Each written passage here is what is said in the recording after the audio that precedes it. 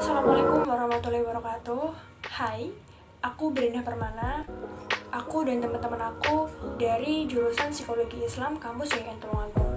Kami dari kelompok 4 Biopsikologi bakal menjelaskan mengenai sistem visual.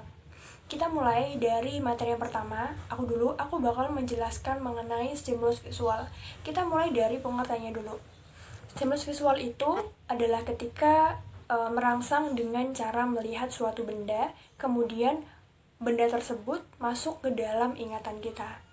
Oke, teman-teman pernah gak sih mendengar bahwa konon katanya kucing, burung hantu, atau binatang nokturnal itu bisa melihat dalam kegelapan? Itu nggak bener ya, karena tidak ada yang bisa melihat tanpa cahaya.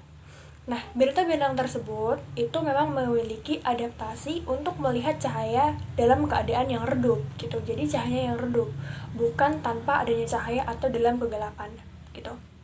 Nah, stimulus visual itu dia masuk ke dalam mata karena adanya cahaya yang dipantulkan dari benda-benda di sekitar kita, sehingga kita bisa melihat benda-benda tersebut gitu. Kalau dari stimulus visual sendiri, dia ada dua jenis. Untuk jenis yang pertama, dia adalah stimulus distal, yaitu objek aktivitas yang ada di lingkungan atau di luar otak gitu. Misalkan di sini ada buku. Nah, buku ini ada di depan mata. Nah, ini berarti buku ini ada di lingkungan kita atau di luar otak kita gitu. Terus untuk yang kedua, ada stimulus proksimal. Dia itu adalah objek aktivitas di depan kita, tapi dihalangin oleh benda lain. Jadi cuma bagiannya aja yang kelihatan gitu. Misalkan ini ada buku, terus dia dihalangin sama buku yang lebih besar lagi. Nah, aku di sini cuma bisa melihat bagian kecil dari buku ini. Cuman aku bisa menyimpulkan bahwa ini adalah sebuah buku walaupun aku tidak bisa melihat secara keutuhan. Kenapa? Karena di dalam memori aku itu udah ada sampel atau pola secara spesifik tentang ciri-ciri dari buku itu sendiri. Terus ada cara untuk mengenali stimulus. Di sini ada 3. Untuk yang pertama ada template matching teori. Dia adalah membandingkan stimulus dengan satu set template atau pola spesifik yang telah disimpan dalam memori gitu.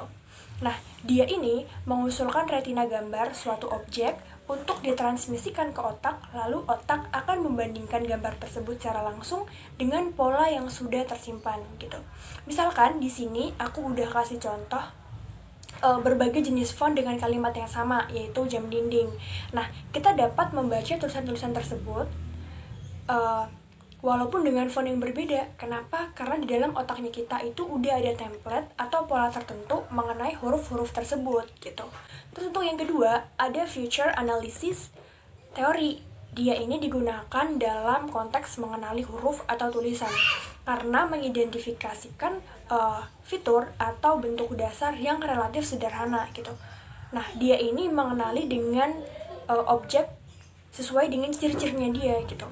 Misalkan di sini aku udah ada contoh huruf M dan D. Nah, di sini kita walaupun M dan D ini dia bersambung, tapi kita bisa menyimpulkan, kita bisa memaknai bahwa itu adalah huruf M dan huruf D dengan ciri-ciri dari huruf M dan D itu sendiri. Walaupun di tengah-tengah huruf M dan D itu bisa terbentuk angka 1, cuman tetap kita bisa menyimpulkan bahwa dia adalah huruf M dan D gitu.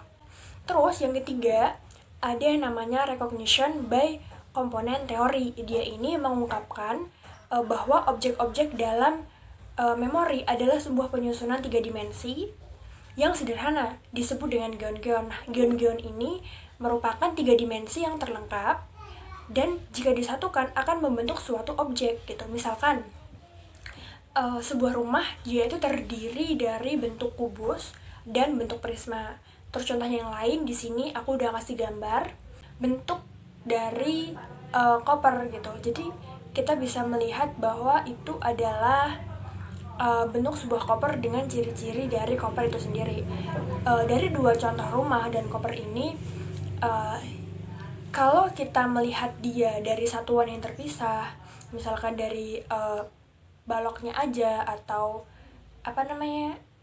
kubusnya aja gitu, kita tidak bisa mengungkapkan, kita tidak bisa mengartikan bahwa itu adalah sebuah bentuk gitu. Maksudnya sebuah bentuk koper atau sebuah bentuk rumah gitu. Jadi kita melihat dia sebagai satu kesatuan. Jadi kita bisa mengartikan bahwa itu adalah sebuah bentuk yang bermakna gitu. Oke, itu materi stimulus visual dari aku, akan dilanjutin sama teman-teman aku. Hai teman-teman, perkenalkan nama saya Halimi. Saya akan melanjutkan poin yang kedua, yaitu tentang B. Anatomi sistem visual, di mana sistem visual itu menciptakan sebuah persepsi 3 dimensi yang akurat dan sangat terperinci. Indra yang biasa digunakan oleh sistem visual ini yaitu mata. Anatomi dari bagian-bagian mata itu dapat kita lihat pada gambar yang sudah ditelah di belakang saya ini, di mana ada beberapa macam dan fungsinya yang terletak pada gambar tersebut. Silakan disimak dulu. Selanjutnya yaitu ada bagian-bagian mata, di mana yang pertama bisa kita lihat di gambar yaitu adalah iris. Iris itu teman-teman berfungsi untuk mengatur banyaknya cahaya yang masuk sampai ke retina dengan cara mengerut dan meregang ya, yang membuat mata itu memiliki warna yang khas. Jadi iris itu mengatur keluar masuknya cahaya pada mata kita agar berfungsi untuk menjadi warna khas di otak kita. Yang kedua yaitu pupil, di mana berfungsi untuk cahaya memasuki mata melalui pupil. Ya, makin banyak cahaya yang masuk, maka pupil akan semakin mengecil. Terdapat pada lubang di tengah iris. Jadi bisa kalian lihat bagaimana sebuah mata kita itu terdapat iris dan pupil. Selanjutnya selanjutnya yang nomor 3, yang tadi ada iris dan pupil. Yang ketiga yaitu lensa. Lensa itu teman-teman berfungsi untuk memfokuskan cahaya yang datang di retina ketika melihat benda jauh. Lensa menjadi pipi ketika melihat benda dekat. Lensa menjadi cempung terdapat di belakang masing-masing pupil. Langsung yaitu ada kornea, yaitu selaput benang dan yang berbentuk cembung. Fungsinya untuk mempertajam bayangan yang masuk ke mata. Perkenalkan, saya Suci Ramadhiani. Saya di sini akan menjelaskan tentang bagaimana mekanisme proses visual. Yang pertama yaitu cahaya memasuki mata dan mencapai retina. Cahaya masuk ke dalam mata melalui pupil, kemudian melalui lensa dan sampai ke retina diatur oleh iris. Ukuran pupil biasanya disesuaikan dengan respon terhadap berbagai perubahan cahaya antara sensitivity atau kepekaan, kemampuan untuk mendeteksi benda yang terdapat pada cahaya yang redup, dan acuity atau kemampuan untuk melihat detail-detail suatu objek. Bila cahayanya terang dan sensitivitasnya kurang, maka pupilnya akan menciut atau mengerut. Hal tersebut disebut dengan kontriksi, sehingga gambar yang diterima retina lebih tajam dan kedalaman fokusnya lebih tajam. Bila cahayanya terlalu redup dan sensitivitasnya menjadi tinggi, maka pupil akan melebar yang disebut dengan dilatasi agar banyak cahaya yang masuk sehingga gambar yang diterima retina tidak terlalu tajam dan kedalaman fokusnya menjadi kurang tajam. Melihat dari jarak yang dekat, maka ligamen akan tegang sehingga terdapat otot-otot siliria untuk meningkatkan kemampuan lensa membelokkan cahaya untuk mendekatkan objek ke fokus yang tajam. Bila kita memfokuskan dari jarak jauh, maka lensa akan menjadi datar. Proses penyesuaian konfigurasi lensa untuk memfokuskan gambar pada retina disebut accommodation atau akomodasi. Ketajaman penglihatan disebut dengan visus. Visus ini berkaitan erat dengan mekanisme akomodasi. Adanya kontraksi menyebabkan penguatan lensa, sedangkan relaksasi menyebabkan pengurangan kekuatan. Selanjutnya yang kedua yaitu retina dan translasi cahaya menjadi sinyal-sinyal neuron. Retina terdiri dari 5 lapisan yang berbeda. Yang pertama reseptor, kedua horizontal cell, ketiga bipolar cell, keempat amacrine cell, dan yang kelima retinal ganglion cell, yang letaknya dari belakang ke depan bola mata. Masing-masing tipe neuron ini memiliki beragam subtip. Lebih dari 50 jenis neuron retina yang diketahui. Sel-sel amacrine dan sel-sel horizontal terspesialisasi untuk komunikasi letters atau komunikasi yang di seluruh saluran utama itu inputnya sensorik. Saat cahaya mencapai reseptor, hanya melewati 4 lapisan. Setelah sampai reseptor, reseptor akan aktif, kemudian pesan neuron akan diterjemahkan balik oleh reseptor ke sel-sel ganglion retina setelah melewati lapisan lainnya. Akson-aksonnya berbeda di seluruh bagian dalam retina dan berkumpul dalam bentuk bundel sebelum akhirnya keluar dari bola mata. Yang terakhir adalah dari retina ke korteks visual.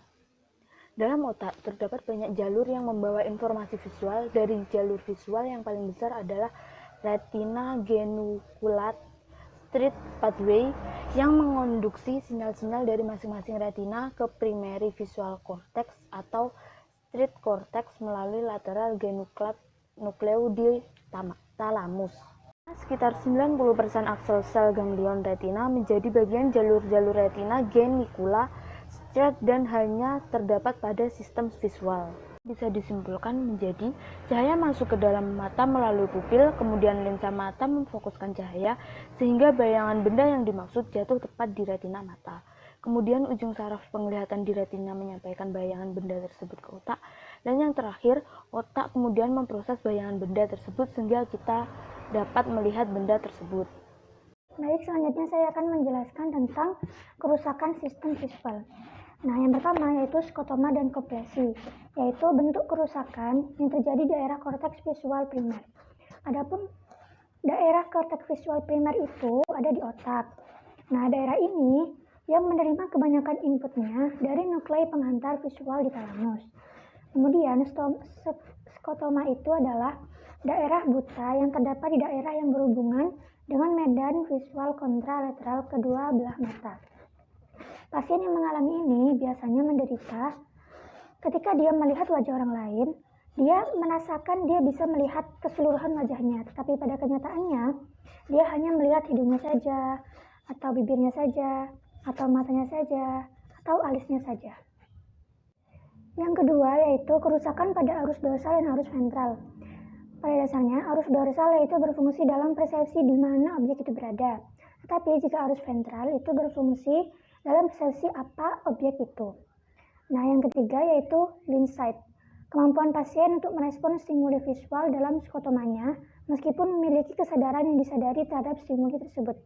Contohnya, pasien ingin mengambil sesuatu yang ada di skotomanya, tetapi pasien tidak bisa melihat objek itu. Nah, yang keempat yaitu prospagnosia, yaitu gangguan visual tidak bisa mengenali wajah. Jadi penderitanya itu melihat wajah itu campuran menjadi satu antara mulut, hidung, mata, alis, dan lainnya menjadi satu kesatuan. Gangguan pada mata yang lainnya yaitu seperti katarak, yaitu suatu keadaan di mana lensa yang seharusnya bersih itu menjadi kotor. Yang kedua ada glaukoma, yaitu glaukoma itu ada dua ya, glaukoma sudut terbuka dan glaukoma sudut tertutup. Yang ketiga yaitu mata juling, suatu keadaan yang ditandai dengan penyimpangan abnormal dari letak suatu mata terhadap mata lainnya.